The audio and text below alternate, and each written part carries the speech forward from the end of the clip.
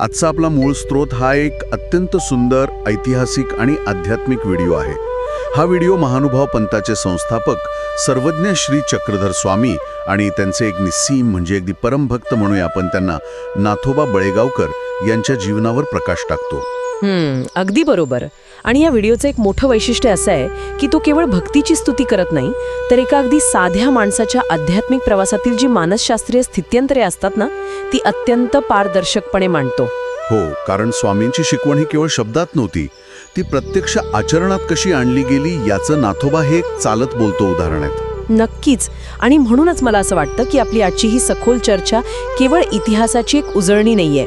खरंय, एका सामान्य सांसारिक माणसाचं एका महान संन्याशात कसं रूपांतर होतं हे आपण आज समजून घेणार आहोत. विशेषतः भक्तीच्या अगदी सर्वोच्च शिखरावर पोचल्यावर माणसाचं वर्तन कसं बदलतं आणि हे जे बाह्य जगाचे नियम आहेत ते त्याच्यासाठी कसे पूर्णपणे गौण ठरतात याचा आपण वेध घेणार आहोत.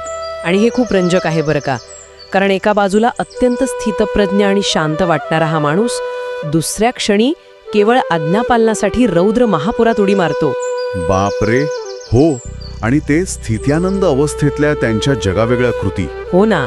आणि सगळ्यात शेवटी सोन्या नाण्याने भरलेलं भांडं काहिल्यावर त्यांनी दिलेली ती धक्कादायक प्रतिक्रिया.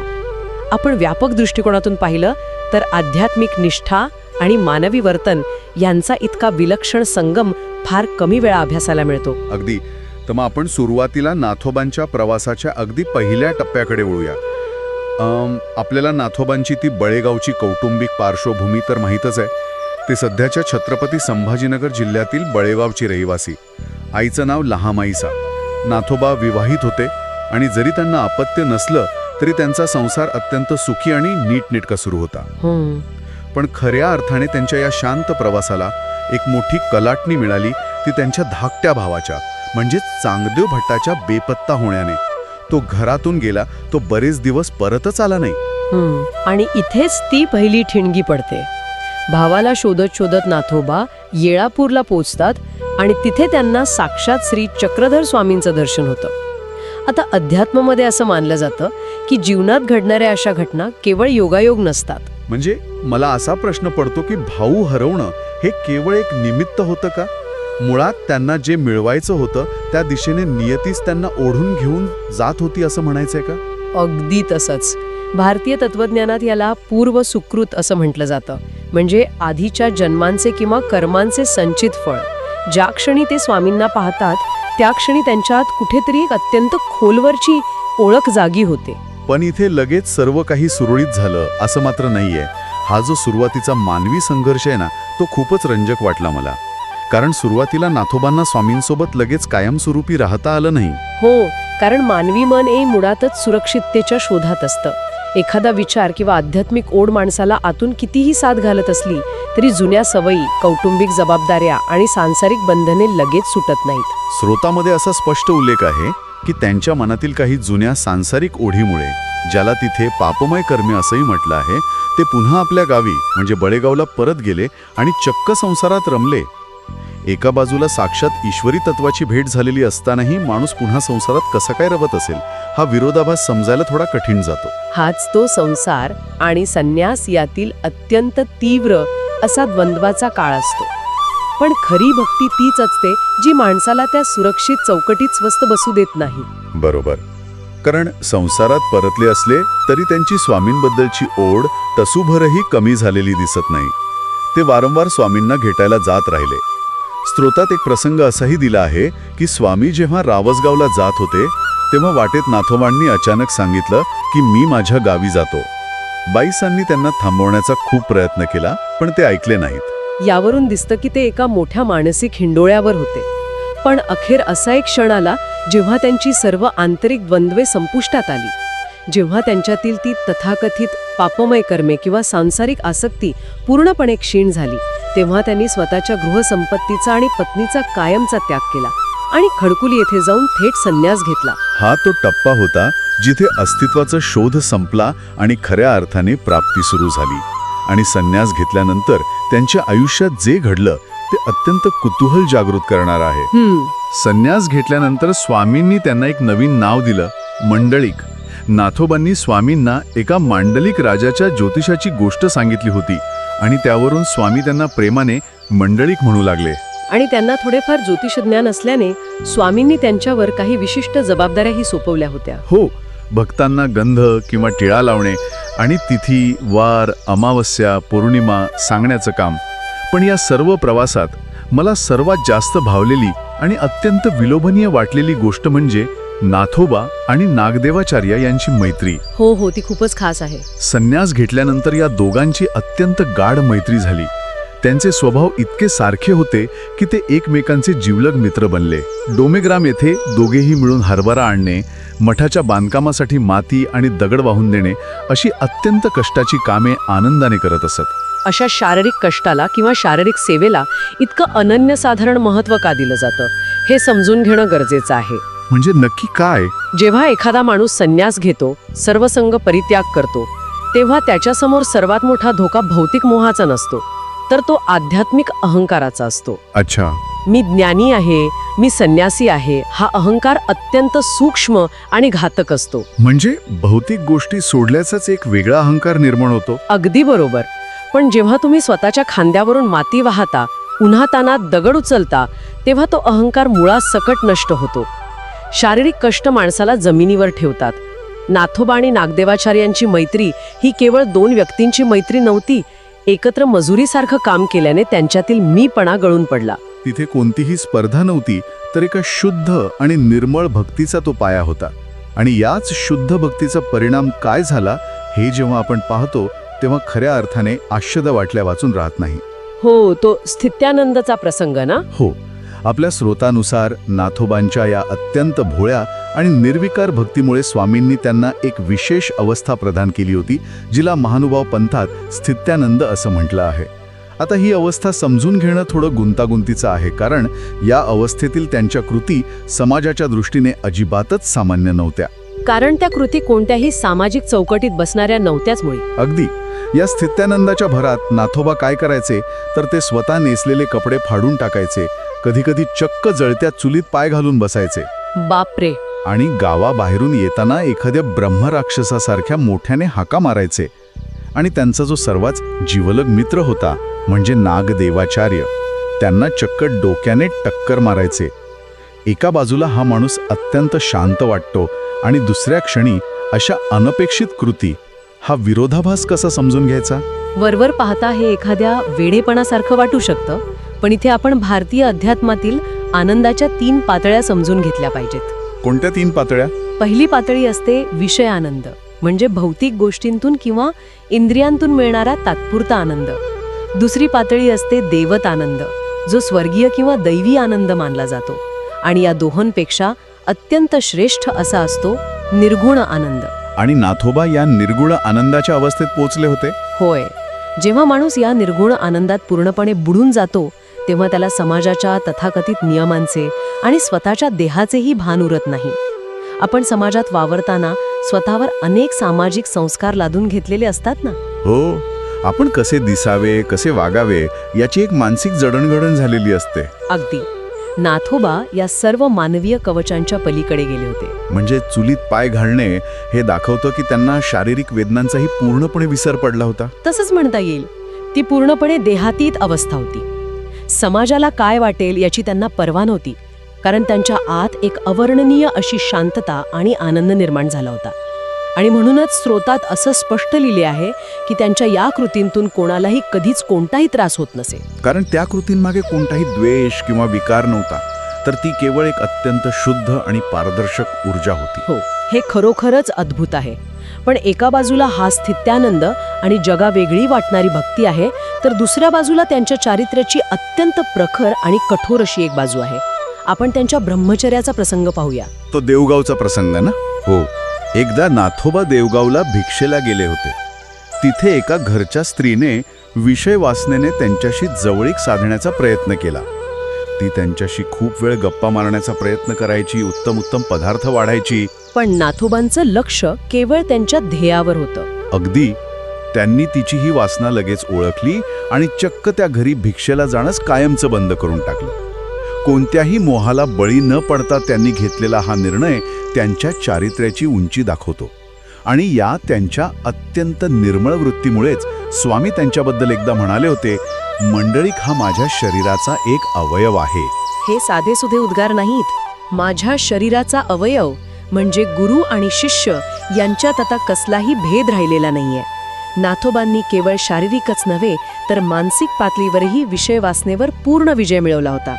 जेव्हा असा विजय मिळतो तेव्हाच शिष्य हा खऱ्या अर्थाने गुरुचा अंश बनतो. आणि या एकरूपतेसोबतच त्यांची स्वामींवरची निष्ठा इतकी अफाट होती की आज्ञा पालनासाठी ते कोणत्याही थराला जाऊ शकत होते. महापुराचा तो प्रसंग आठवा. पाण्याचा प्रचंड प्रवाह वाहत होता. स्वामींनी नाथोबा आणि नागदेव भट यांना पुरातून पलीकडे जाण्याची आज्ञा केली आणि क्षणाचाही विचार न करता नाथोबांनी त्या रौद्र महापुरात उड्या मारल्या. जीव धोक्यात आहे याचा त्यांनी साधा विचारही केला नाही. अजिबात नाही. ते पोहत पलीकडे गेले. मग स्वामींनी त्यांना परत बोलवलं. परत येताना मात्र त्यांची शक्ती संपली आणि ते प्रवाहाबरोबर वाहू लागले. हे पाहून स्वामींनी त्यांना तिथेच थांबायला सांगितलं आणि तिथे फक्त गुडघ्याभरच पाणी होतं. खरंच हा अढळ विश्वास थक्क करणारा आहे. आणि हा विश्वास फक्त पाण्यापुरता मर्यादित नव्हता तर सापाच्या प्रसंगातही तो तसाच दिसून येतो. ढोरेश्वराच्या मठात असताना एक मोठा भुजंग निघाला जो चक्क बैलासारखा मोठा आवाज काढत होता. बापरे, बैलासारखा आवाज काढणारा साप? हो. स्वामींनी केवळ विचारलं, नाथो काय आहे ते पहा. आणि तो भयानक भुजंग पाहूनही ते थांबले नाहीत. नाही. स्वामींनी जा म्हटल्यावर नाथोबा त्याला चक्क उघड्या हातांनी पकडायला धावले. अगदी शेवटच्या क्षणी स्वामींनी त्यांना थांबवलं. किंवा तो प्रसंग घ्या जेव्हा अमावस्येची अत्यंत काळीकुट्ट रात्र होती. बाहेर प्रचंड अंधार होता आणि स्वामींनी विचारलं, तुम्ही काशीस जाल काय? आणि त्यांनी लगेच होकार दिला असेल? हो. क्षणाचाही विलंब न करता होय म्हटलं आणि त्या अंधारातच ते काशीला जाण्यासाठी चालू लागले. या सर्व कृतींना आपण कसं पाहायचं हा एक अत्यंत महत्वाचा प्रश्न निर्माण होतो. आजच्या तर्कशुद्ध जगात हे थोडं अंधानुकरण वाटू शकतं. हो, कारण यात स्वतःच्या जीवाची पर्वा न करता केवळ आज्ञा पाळलेली दिसते. पण अंधानुकरण आणि अढळ विश्वास यात एक पुसटशी पण अत्यंत महत्वाची रेषा आहे. अंधानुकरणामध्ये मुळात एक प्रकारची भीती असते किंवा काहीतरी मिळवण्याची लालसा असते. पण नाथोबांच्या या कृतींमागे केवळ गुरुनिष्ठा आणि अढळ विश्वास होता. महापुरात उडी मारणे किंवा अंधारात काशीला निघणे या गोष्टी केवळ तर्कबुद्धीने समजण्यासारख्या नाहीत. जिथे तर्क संपतो तिथे हा शुद्ध विश्वासाचा प्रांत सुरू होतो. पण इथे एक गोष्ट मला खटकते. एका बाजूला नाथोबांचा इतका अढळ विश्वास होता, पण दुसरीकडे स्वामी त्यांची फक्त परीक्षाच घेत नव्हते तर छोट्या छोट्या चुकांसाठी त्यांना अत्यंत कठोर शिक्षाही देत होते. म्हणजे कोणत्या शिक्षा? जसे की एकदा नाथोबा एका श्राद्धाला जेवले तर स्वामींनी त्यांना मठाच्या अत्यंत उंच जागेवरून उडी मारायला लावली होती. किंवा न विचारता तांदूळाची भाजी आणली म्हणून त्यांच्यावर प्रचंड रागवले होते. एवढ्या छोट्या चुकीसाठी एवढी मोठी शिक्षा का? इथेच महानुभाव पंथातील एक अत्यंत सुंदर संकल्पना समजून घेणं आवश्यक आहे. स्वामींना नाथोबांचे जीवन एका चौकोनी चिऱ्याप्रमाणे घडवायचं होतं. चौकोनी चिरा म्हणजे काय? चिरा म्हणजे दगड. जोपर्यंत दगडाचे नको असलेले ओबडधोबड कोपरे घासून काढले जात नाहीत, त्यावर घणाचे घाव घातले जात नाहीत, तोपर्यंत त्याला परिपूर्ण चौकोनी आकार येत नाही आणि तो एका भक्कम इमारतीत वापरण्यायोग्य होत नाही. अच्छा, म्हणजे हा शिक्षेचा हेतू होता तर? हो. स्वामींच्या या कठोर शिक्षा म्हणजे नाथोबांच्या स्वभावातील उरलेसुरले दोष, अहंकार किंवा बेजबाबदारपणा नष्ट करून त्यांचे चारित्र्य परिपूर्ण करण्याची एक प्रक्रिया होती. गुरुकडून मिळणारी शिक्षा ही द्वेषापोटी नसते तर ती शिष्याला आकार देण्यासाठी असते. आणि याच निष्ठेमुळे आणि तपश्चर्येमुळे देवताही त्यांच्या मदतीला धावून यायच्या असा उल्लेख स्रोतात आहे.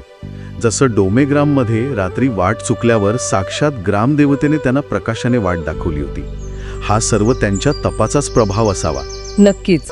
या सगळ्या संस्कारांतून तावून सुलाखून निघाल्यावर स्वामींच्या पश्चात नाथोबांचं जे जीवन होतं ते खऱ्या वैराग्याचं दर्शन घडवणार आहे. नाथोबांनी नागदेवाचार्यांच्या सान्निध्यात आपलं उर्वरित आयुष्य घालवलं. त्यांनी संपूर्ण महाराष्ट्रभर पायी हिंडून महानुभाव पंथाच्या धर्माचा प्रचार केला. आणि कटककार, देमाईसा आणि वंकीराज यांसारखे महान शिष्य त्यांनी घडवले. पण या सर्व शेवटच्या प्रवासात एक प्रसंग असा आहे जो खरोखरच विचार करायला लावणार आहे. एकदा नाथोबा नैसर्गिक विधीसाठी शौचास बसले होते. तिथे त्यांना अचानक उघड्यावर पडलेली एक द्रव्याची म्हणजे सोन्या नाण्यांची मोठी कढई दिसली. आजच्या काळात कुणाला असा खजिना दिसला तर काय होईल याचा आपण विचार करू शकतो. आणि त्यांनी काय प्रतिक्रिया दिली? त्यांनी त्या सोन्याकडे पाहून म्हटलं, तू आता कशाला दिसतेस? स्वामींच्या काळात दिसली असतीस तर त्यांच्या उपयोगात आली असती. आता तुझे मला काय करायचंय? आणि अत्यंत निर्विकारपणे ते तिथून उठून निघून गेले. सोन्याने भरलेलं भांडं पाहूनही ज्या माणसाच्या मनात साधा मोहाचा विचारही शिवत नाही, हे खरोखरच अद्भुत आहे. हेच तर खऱ्या अर्थाने वैराग्य आहे. वैराग्य म्हणजे केवळ वस्तूंचा किंवा पैशाचा त्याग नव्हे, तर वस्तूंबद्दलच्या आसक्तीचा त्याग. संपत्ती किंवा सोने हे स्वतःहून कधीच वाईट नसतं, ती एक ऊर्जा आहे. पण ती संपत्ती कुणासाठी आणि कशासाठी वापरायची हे समजणं सर्वात महत्त्वाचं असतं. अगदी बरोबर. नाथोबांसाठी त्यांचे सर्वस्व त्यांचे स्वामी होते. स्वामीच राहिले नाहीत तर त्या सोन्याचा त्यांच्यासाठी कवडी मोल उपयोग होता. त्यांच्या दृष्टीने जीवनाचं अंतिम ध्येय प्राप्त झालं होतं. त्यामुळे आता जगातील कोणतीही भौतिक संपत्ती त्यांना भुरळ घालू शकत नव्हती. आणि याच शांत आणि विरक्त भावनेतून त्यांनी आपला अखेरचा प्रवासही पूर्ण केला. साधारणतः इसवी सन 1220च्या सुमारास राक्षसभुवन या ठिकाणी त्यांनी आपला देह ठेवला. त्यांच्या निधनाची वार्ता ऐकून नागदेवाचार्य तिथे पोचले. तेव्हा एक अत्यंत भावूक प्रसंग घडला. काय झालं तिथे? नागदेवाचार्यांनी सांगितलं की नाथोबांचे प्राण त्यांच्या कुडीतून बाहेर पडतच नव्हते, कारण त्यांना त्यांच्या स्वामींच्या भेटीची आस लागली होती. आणि म्हणूनच श्री चक्रधर स्वामींनी अदृश्य रूपाने येऊन नाथोबांना अखेरचं दर्शन दिले आणि त्यानंतरच नाथोबा खऱ्या अर्थाने कैवल्यवासी झाले. हा प्रसंग भक्तीच्या परमोच्च शिखराचं दर्शन घडवतो. जीव आणि शिव यांच्या भेटीचं हे अंतिम आणि परिपूर्ण उदाहरण आहे. नक्कीच. आजच्या या सखोल चर्चेत आपण एका अशा भक्ताचा जीवन प्रवास पाहिला ज्याने प्रत्यक्ष आचरणातून आणि गुरुवरील अढळ निष्ठेतून ज्ञान प्राप्त केलं. माहितीच्या अतिरेकात जगणाऱ्या, सतत काहीतरी मिळवण्याच्या धडपडीत असणाऱ्या आजच्या आपल्या आधुनिक जगाला नाथोबांची ही एकाग्रता, त्यांचा तो निर्व्याज त्याग आणि कमालीचं साधेपण यातून बरंच काही शिकण्यासारखं आहे. होय, आध्यात्मिक शिकवण केवळ ग्रंथांपुरती मर्यादित न ठेवता ती जगता कशी येते हे श्री चक्रधर स्वामी आणि नाथोबा यांच्या या प्रवासातून स्पष्ट होतं. हे मानवी जीवन केवळ भौतिक गरजा भागवण्यासाठी किंवा संपत्ती गोळा करण्यासाठी नाही, तर एका उच्च शाश्वत ध्येयाकडे जाण्यासाठी आहे, याची ही एक अत्यंत सुंदर आठवण आहे. अगदी खरंय. आणि याच अनुषंगाने आजच्या या अत्यंत सखोल आणि माहितीपूर्ण प्रवासानंतर आपण सर्वांनी एका गोष्टीवर नक्कीच विचार करायला हवा. नाथोबांनी जसं सोन्याने भरलेलं भांडं आपल्या गुरूंशिवाय पूर्णपणे निरुपयोगी मानलं आणि सहज सोडून दिलं, तसं आजच्या या धावपळीच्या आणि स्पर्धेच्या जगात आपण अशा कोणत्या सोन्याच्या भांड्यांच्या मागे धावत आहोत ज्यांचा आपल्या जीवनाच्या अंतिम उद्दिष्टासमोर किंवा आपल्या आंतरिक शांतीसमोर खरं मूल्य शून्य आहे. खूपच सखोल विचार आहे हा. हो, आपण ज्या भौतिक गोष्टींना, पदांना किंवा संपत्तीला अत्यंत मौल्यवान समजून आयुष्यपणाला लावतो आहोत, त्या खरोखरच आपल्याला ती अंतिम शांती देऊ शकतील का? हा एक अत्यंत महत्त्वाचा आणि अंतर्मुख करणारा प्रश्न अनुत्तरित ठेवून आपण आजची ही सखोल चर्चा इथेच थांबूया. या ऐतिहासिक आणि आध्यात्मिक प्रवासात सहभागी झाल्याबद्दल खूप खूप धन्यवाद. पुन्हा भेटूया अशाच एका नव्या विषयासोबत.